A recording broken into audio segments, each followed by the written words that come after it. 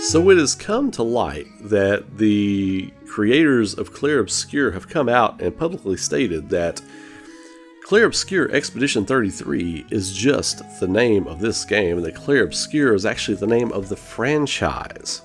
That there could be more potential sequels, there could be potential DLC coming. This sent a lot of shockwaves around, but it should have been no surprise. I mean, the way it's even titled Clair Obscur Expedition 33, there were other expeditions. There were other things going on. There's stuff going on in the real world between the writers and the painters. So, of course, there's going to be more games coming. I didn't think this was anything surprising, but I think it's cool that they're finally talking about it. So what could the DLC be? What might the sequels be? I really think there is a strong chance that we have not seen the end of Mael's story. I don't want them to touch any more of the characters that were in this game because I felt like both endings were bittersweet and lovely and perfect in their own way for what this game was. For what the messages of this game were, dealing with these different traumas and exploring the consequences of actions that one might take based on traumas that they have, based on, things they're running from and things they don't want to deal with, and the consequences and repercussions of those actions. I thought this was expertly dealt with. So I don't really want to revisit these characters. I want to see what other characters they have in store, what other stories we might get from this team. DLC for this that might be kind of cool would be something like previous expeditions. What were some of the other expeditions? Is there some kind of like uprising? The Mael and Verso story, or Mael continues on. Of course, obviously, Verso's ending, that's it. That's the end of Mael's story. It's the end of all of their stories. But when you get into Mael and Verso, where they all survive and they're older and he's playing piano, he's obviously not happy that he's still alive. And then everybody's there, Gustav and the party and everybody are there. It might be interesting to revisit that world from that perspective at that time that they're in, with some kind of evil entity uprising there in the canvas. That might be interesting. But again, you fall into the whole territory of this was a perfect kind of ending. We don't need to ruin this with anything else. Now, the obvious sequel to me is what's going on with Clair and that family dealing with the writers and potential different canvases or something like that. You've still got the family, right? You don't have that, I almost said tapestry. You don't have that canvas anymore. You don't have Verso's canvas anymore. Verso's canvas is gone. But there are other canvases. That is the power of these painters, is they can make these canvases. And then they introduce what these writers are, battling these writers and what this is. Maybe the writers can do something like change the rules of the canvas. Maybe that's the power of the writers. I don't know if anyone speculated on this or not, but I've thought a lot about this. What if the painters can use their canvas to create these worlds? Well, maybe the writers, maybe they're so dangerous because they can change how the rules of those worlds and how they operate. Maybe a writer comes in and erases your powers, and you have to just slash at them for a whole battle. Or they change something important in the world, now a character in this canvas doesn't like you.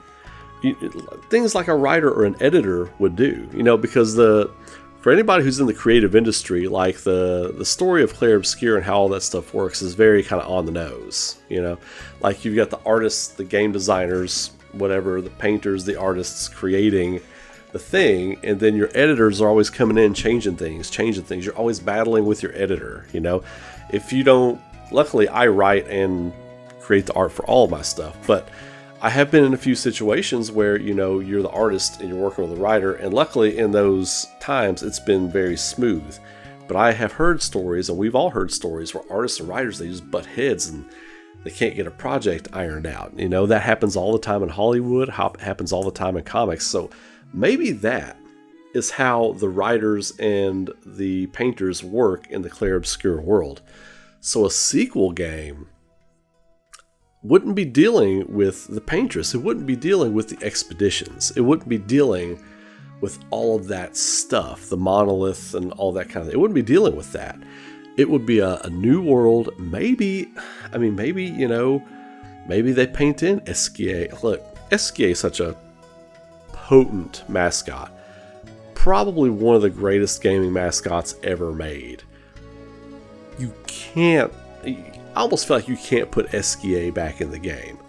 If Maëlle has this powerful paintress ability, and so does Clair, and then you've got Renoir, you've got their mom, you've still got the 4 members of that family who are very powerful painters. And maybe there's other painters. We don't know.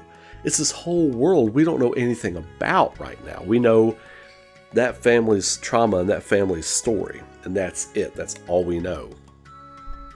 So you couple in some more people with their powers, and then what if you're playing as Renoir and Clair for like a battle, and then Maëlle comes in with like super crazy paintress powers and creates this whole canvas and does this thing, but then you got these writers coming in and changing the rules of how the world works, and changing this and changing that. What if they wrote in Verso? What if they like wrote a version of Verso who was like evil and you had to fight him?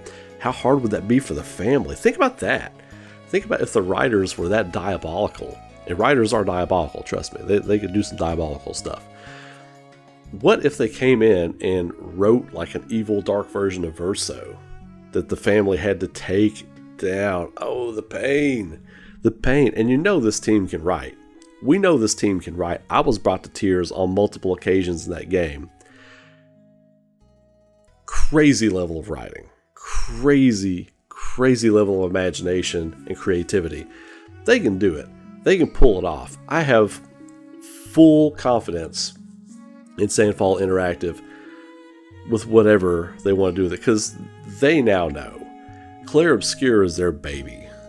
This is their flagship. For whatever that company might do in the future, this is their flagship. And if I had one piece of advice for them, protect it. Don't take anything less than what you want to do for the story, because they're not beholden to anyone. They can do whatever they want to. This is theirs. They're independent, but they're making big studio money on this thing. Sky's the limit for the next game. So DLC, sure, if you want to do DLC in the world of Clair Obscur Expedition 33, but again, I think the canvas is destroyed. What do you do? Unless you play as a previous expedition before the canvas is destroyed. That could be one DLC route you go. The sequels, obviously, if it's a sequel, the Verso's canvas is destroyed. It's been erased. So you have to do other things potentially. Don't do the Assassin's Creed thing though, because there's some Assassin's Creed tied to this, because they're not in the real world. It's like being in the canvas is like being in the Animus. You know what I mean? And the suckiest parts of Assassin's Creed are when you have to be in the real world.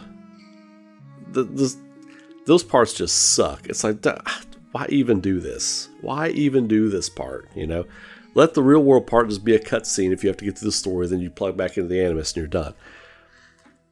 Clair Obscur needs to be very careful with how they treat if you get out of the canvas and get into the real world. They did it a little bit, a very little bit. And it was, you weren't there for any time. It was story beats and you were out. I'm fine with that, because the little bit of time you weren't in the canvas, I was like, I really just want to get back into this world and do some grinding. But anyway, if you're doing a sequel, the battles with the writers would be very interesting. I would love to see that. Anyway, what do you think? Post your comments below. Let me know what you think about that. What would you do for a sequel? What would you do for DLC? I'm sure you got some better ideas than me. Lay them on me in the comments. I will check those out, and I will comment in kind what I think. But yeah, this is cool. Not surprising. Everybody's running with it. But I don't think they're running with it because they're surprised. I think they're running with it because they're excited. So anyway, let me know what you all think about that. And as always, y'all have a great day. Be safe, be good to each other, keep rocking. And I will see you all in the next video. Take care.